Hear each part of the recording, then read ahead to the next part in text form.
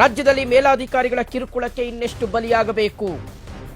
ಮಾನ್ಯ ಸಚಿವರೇ, ಸಮಾಜ ಕಲ್ಯಾಣ ಇಲಾಖೆಯ ಸಚಿವರಾಗಿರುವಂತಹ ಎಚ್.ಸಿ. ಮಹದೇವಪ್ಪನವರೇ, ನಿಮ್ಮದೇ ಕಚೇರಿಯಲ್ಲಿ ಅಧಿಕಾರಿಯೊಬ್ಬರು ಬಲಿಯಾಗಿದ್ದಾರೆ.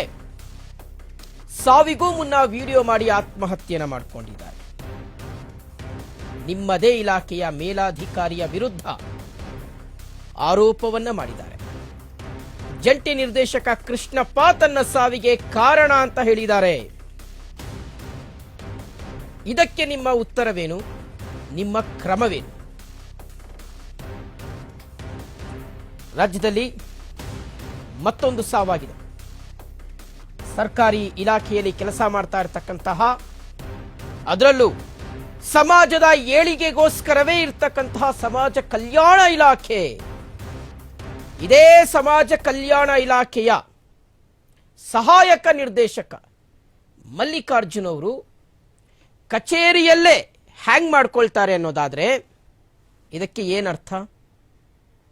ಮೇಲಾಧಿಕಾರಿಯ ಕಿರುಕುಳಕ್ಕೆ ಬೇಸತ್ತು ತಾನು ಆತ್ಮಹತ್ಯೆನ ಮಾಡ್ಕೊಳ್ತಾ ಇದ್ದೀನಿ, ತನ್ನ ಸಾವಿಗೆ ಕೃಷ್ಣಪ್ಪನೇ ಕಾರಣ, ಅವರಿಗೆ ದೇವರು ಮತ್ತು ಕಾನೂನು ಸೂಕ್ತ ಶಿಕ್ಷೆಯನ್ನ ಕೊಡಬೇಕು ಅಂತ ವಿಡಿಯೋ ಮಾಡಿ ತಮ್ಮ ನೋವನ್ನ ಹೇಳಿಕೊಂಡಿರುವಂತಹ ಮಲ್ಲಿಕಾರ್ಜುನ್ ಅವರ ಸಾವಿಗೆ ನ್ಯಾಯ ಒದಗಿಸೋರು ಯಾರು?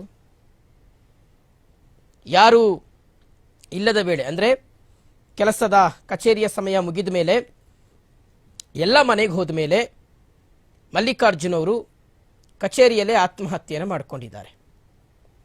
ಸಮಾಜ ಕಲ್ಯಾಣ ಇಲಾಖೆಯ ಪಾವಗಡದ ಕಚೇರಿ ಇದು. ಪಾವಗಡ ಸಿಟಿಯಲ್ಲಿ ಇರತಕ್ಕಂಥ ಕಚೇರಿ. ಸಮಾಜದ ಏಳಿಗೆಗೋಸ್ಕರ, ಸಮಾಜದ ಶ್ರೇಯಾಭಿವೃದ್ಧಿಗೋಸ್ಕರ ಸರ್ವ ಸಮುದಾಯಗಳನ್ನು ಸಹ ಒಂದೇ ತಕ್ಕಡಿಯಲ್ಲಿ ಹಾಕಿ ತೂಗುವಂತಹ, ಎಲ್ಲರನ್ನೂ ಒಟ್ಟಿಗೆ ಕರೆದುಕೊಂಡು ಹೋಗುವಂತಹ, ಹಿಂದುಳಿದ ವರ್ಗಗಳ ಅಭಿವೃದ್ಧಿಗೋಸ್ಕರ ಇರ್ತಕ್ಕಂಥ ಸಮಾಜ ಕಲ್ಯಾಣ ಇಲಾಖೆಯ ಒಬ್ಬ ಅಧಿಕಾರಿ ಈ ರೀತಿಯಾಗಿ ಅಸಹಾಯಕನಾಗಿ ಒಂದು ವಿಡಿಯೋ ಮಾಡ್ತಾರೆ, ಆತ್ಮಹತ್ಯೆಯನ್ನು ಮಾಡ್ಕೊಳ್ತಾರೆ ಅನ್ನೋದಾದ್ರೆ, ಇನ್ನು ಆ ಇಲಾಖೆಯಲ್ಲಿ ಕೆಲಸ ಮಾಡ್ತಾ ಇರ್ತಕ್ಕಂತಹ ಬೇರೆ ಬೇರೆ ಸಿಬ್ಬಂದಿ ಮತ್ತು ಅಧಿಕಾರಿಗಳ ಪಾಡೇನು, ಪರಿಸ್ಥಿತಿ ಏನು? ಉತ್ತರ ಕೊಡೋರು ಯಾರು? ಏನು ಕ್ರಮ ಕೈಗೊಂಡಿದ್ದೀರಿ ಇಲ್ಲಿಯವರೆಗೆ? ಏನು ಕ್ರಮ ಆಗಿದೆ ಇಲ್ಲಿಯವರೆಗೆ? ಜಂಟಿ ನಿರ್ದೇಶಕ ಕೃಷ್ಣಪ್ಪ ಅವರ ವಿರುದ್ಧ ಏನು ಕ್ರಮ ಕೈಗೊಂಡಿದ್ದೀರಿ?